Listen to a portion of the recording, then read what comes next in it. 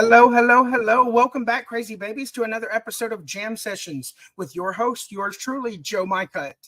I have a really great author on today. I hope you enjoy the interview, and be sure to stay tuned after the interview for a few great book recommendations. Without further ado, I'm going to scooch along off stage and bring on our next author.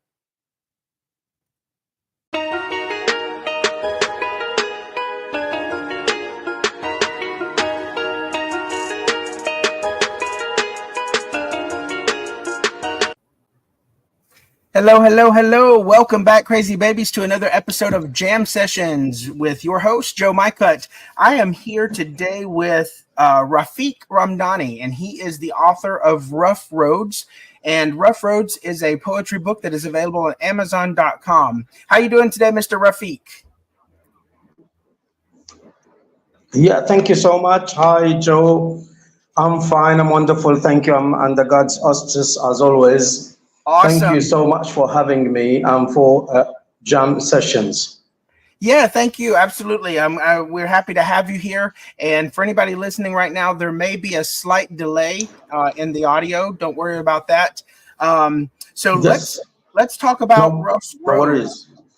Tell us about Rough Roads. What is this book about in your words?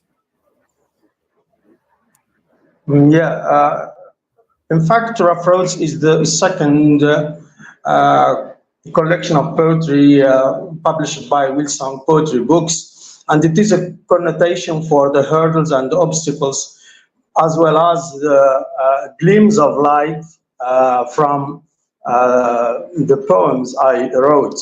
So it's about 160 pages.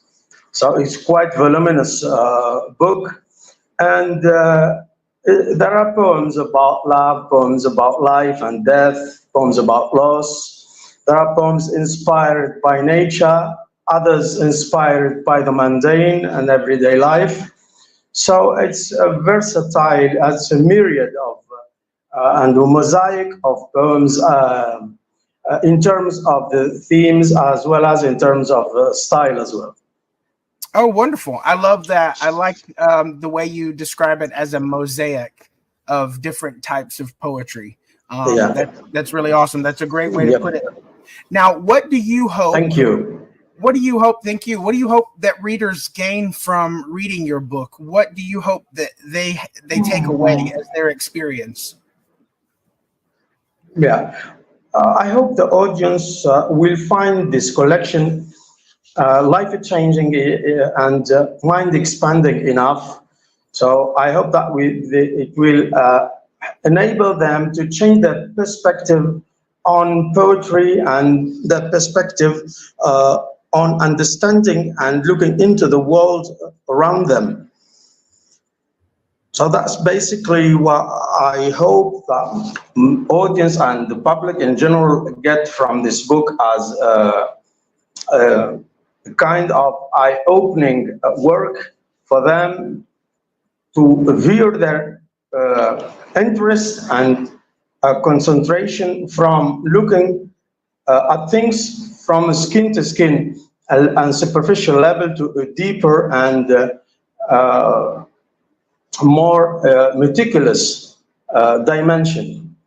That's awesome. I love that. It almost feels like you want to encourage the reader to become more present in their everyday life, to become more aware of their surroundings, more conscious of their in-the-moment experience. Beautiful. That is fantastic. Now, with your book, do you happen to have a copy with you? Oh, you don't have a copy with you. I have a couple of poems. Perhaps I will be reading later on. Yeah, absolutely. Now, tell me about the cover art. The cover of your book. Tell me about the what inspired that image. What is the meaning behind that cover? The cover art. In fact, the cover art was suggested by my publisher, and I liked it very much. I found it really, really interesting, and it fits in well with the title itself because it shows a rough road with the kind of light at the end of the tunnel. So it's very, very symbolic, and it epitomizes the whole collection. So rough roads, and perhaps some readers may find it reminiscent of Robert Frost's Road Not Taken. Yes. And in fact, the collection is about both the roads taken and the roads not taken in life itself, because it is hard to decide. Yeah, it is hard to take decisions sometimes. So that's why you find yourself torn between those taken roads and those untaken ones. Right, and I can appreciate that, because you're right. There is always there's always a fork in the road, and there's the road that we choose to travel and the road that we don't travel. And I think a lot of times the destination is always the same. Maybe it's the journey that is different by the choice we make. And and you know, absolutely, there's pros and cons, you know. Unwittingly or unwittingly, life. Go ahead. Wittingly or unwittingly, life itself is an onerous and a very hard journey to go through. Yes. So, and the collection here, and I found poetry here to rearrange this chaos around us, and to talk about this onerous journey, which is life in and of itself. Yes. It records pain as well as hope. Yes, and there's always going to be, you know, there's always the what if. What if I would have taken the other road? But it's always important to focus on the journey that you're on. There's not usually a lot of times really a right or wrong way. It's just sometimes maybe what we consider an easier or harder way. But we're all going to be led to the same destination. It's just how we get there. So I think that's a really cool analogy. Yeah. Now, and I did bring to mind the Road Not Taken by Robert Frost. So that's a great comparison to make. Now, what is one of the most impactful pieces in your book? Maybe you have a couple that you're going to read for us today, but share with us what would be some of the more impactful pieces and why. Yeah. Perhaps the most striking and intriguing pieces I find in the whole collection, in fact, there are several, but I just mentioned two. Spring Won't End, and the poem B is I Contemplate My Eyes. So perhaps these two poems are the most striking and intriguing ones throughout the whole collection. Okay, and are you going to read those for us today? Yeah, before I just want to say something, before I read, start with poem A, is the fact that the mobility of poetry is from the mobility of life itself. And the mobility of language as a carrier of meaning is from the mobility of poetry. The idea is that poetry instructs language what to do, and causes words to in a way to causes what to discover new meanings, myriad meanings, in fact, not just a singular meaning.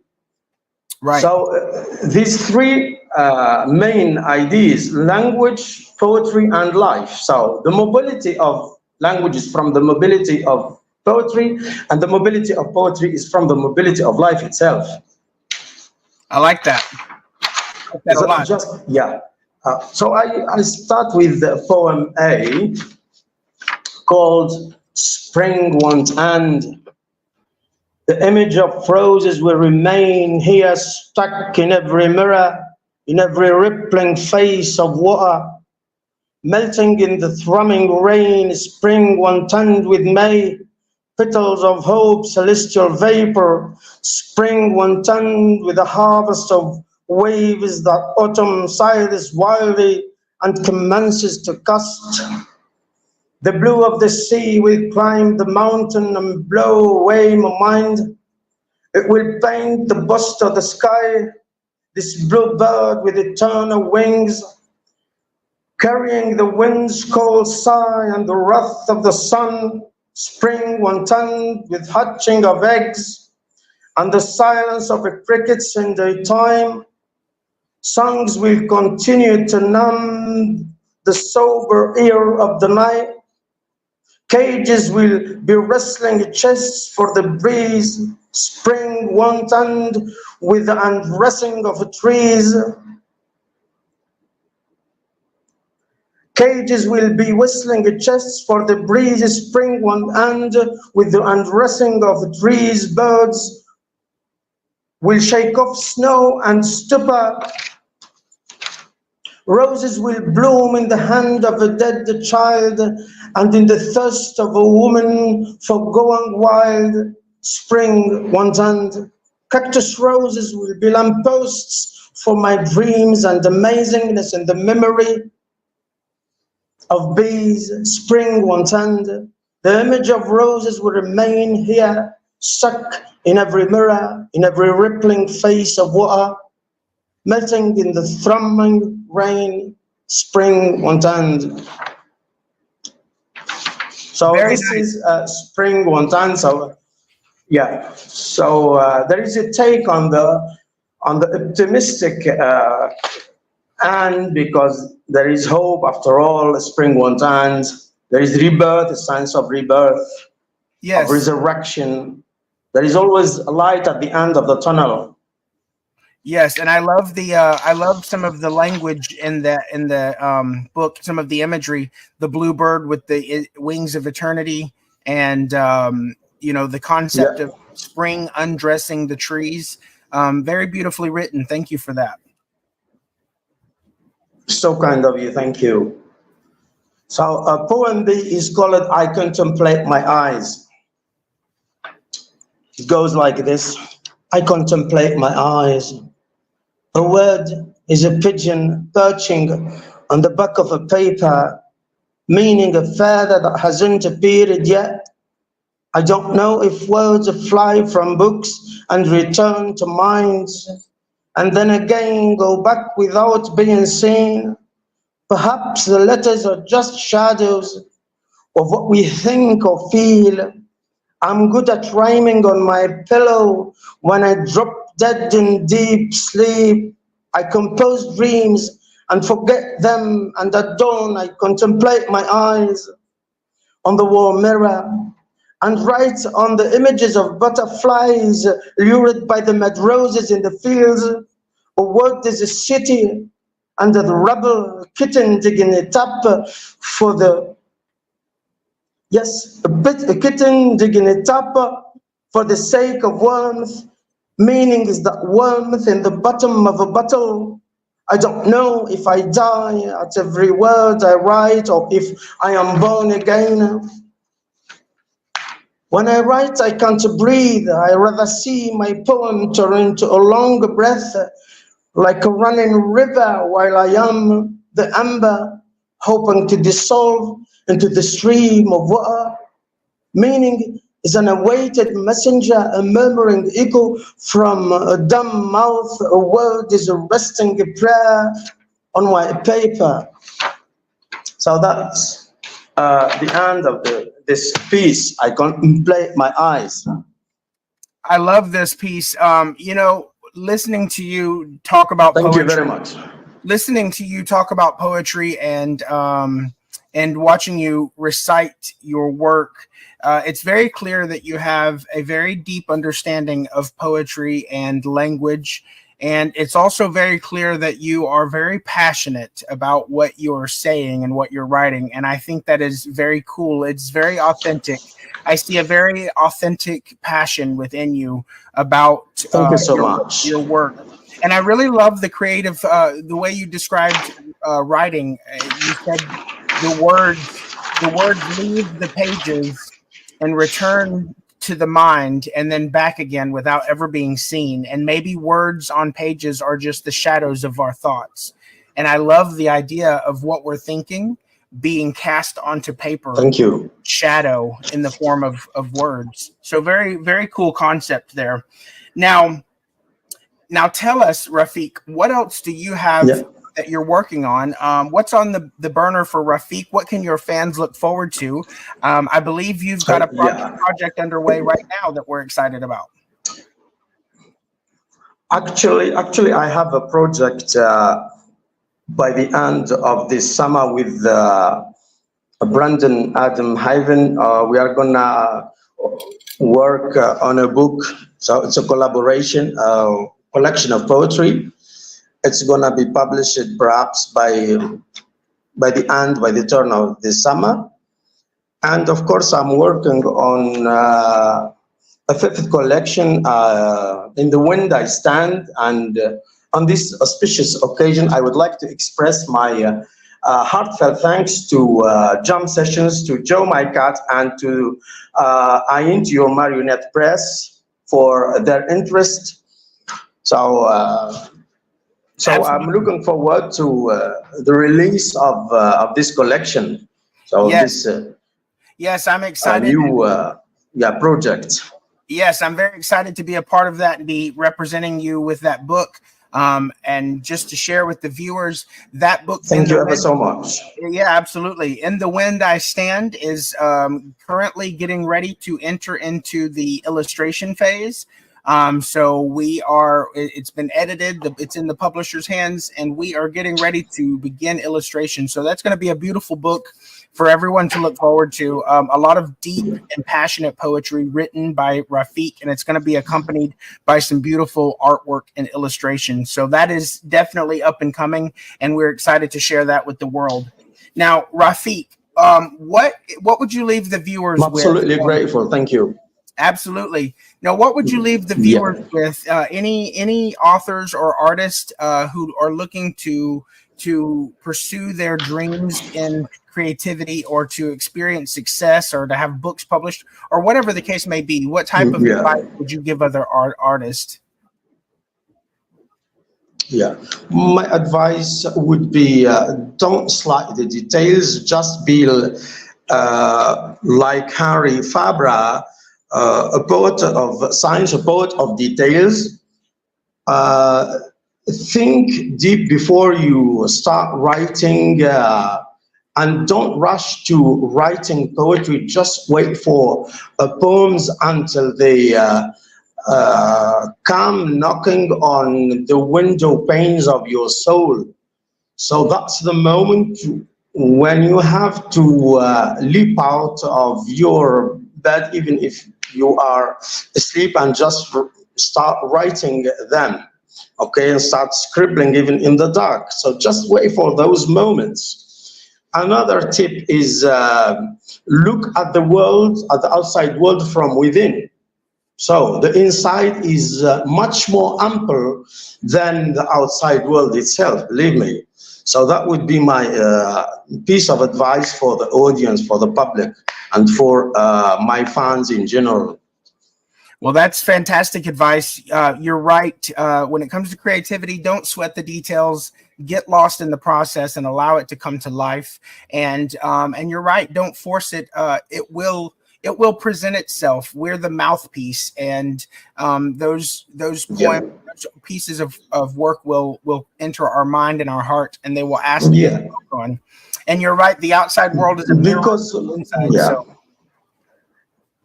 Yeah, because the poems are like meteors. They fall down like pieces and bits. They are not whole. They are not holistically given by or inspired by the muse. So they come into pieces and bits, like just like flickering gleams of light. So you just wait and think it long and hard before you start writing your poem. What matters is the quality and not the quantity. Right. Absolutely. I love your analogies, and it very much describes how we partner with the universe to create and share these creative works. So thank you so much. Thank you, Joe. Thank you. We appreciate you. We are My so pleasure. thankful. Thank you for coming on today. Everyone, be sure to go grab a copy of Rough Roads by Rafik Romdhani. That is available on Amazon.com. And if you grab a book, make sure to leave him a review and let him know what you thought of his work and help keep the algorithm pushing his book out into the public.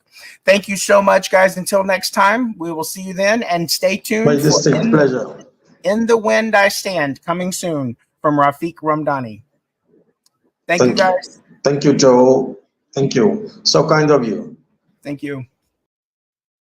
All right, crazy babies. I hope you enjoyed today's episode of Jam Sessions with today's author. Be sure to check out their book and grab a copy. Also, check these great books out. My children's book called Beautiful Boy by Joseph Micah, available on Amazon.com. A great collection of poetry by Alicia Hodge, titled I May Be a Romantic, But I'm Not Hopeless, available on Amazon.com. Another great collection of poetry by Marie Dawn Moldovan, titled 20 Years of Winter, also available on Amazon.com. And last but not least, this is the first book, Vocus Animarum, in a series, a 7-book series titled Philly der Bedlam. Again, this is the first book that is out and available, Vocus Animarum. It's also available on Amazon.com. Be sure to stay tuned. Right after this, I'm going to leave you with a teaser video about that series. The author not only directed and produced this video, but he also created the music that you'll hear in the background. Enjoy.